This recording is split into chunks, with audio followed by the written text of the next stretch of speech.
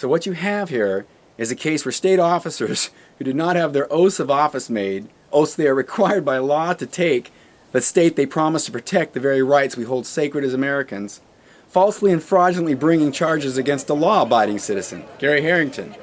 selectively charging Gary with a crime that was erroneous, because the department they represented clearly had no jurisdiction on the issue,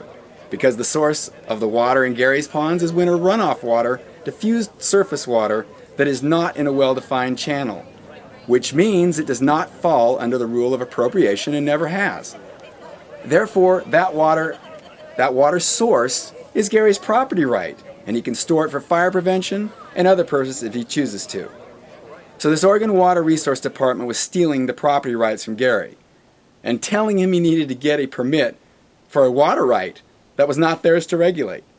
You have Gary believing them, spending a lot of money and time on engineers and fees getting those permits,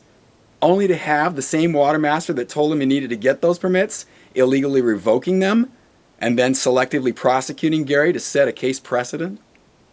You have several crucial technical errors during the prosecution process. Blatant violation of Gary's due process civil rights by the prosecution, the judge, and the Oregon Water Resource Department, violating the same body of law they are erroneously charging Gary with. Gary, who did nothing wrong. And you have a jury that was denied hearing any of the evidence on Gary's defense and was manipulated into finding Gary guilty of something that isn't even mentioned in the statutes, so that the state can use this case as precedent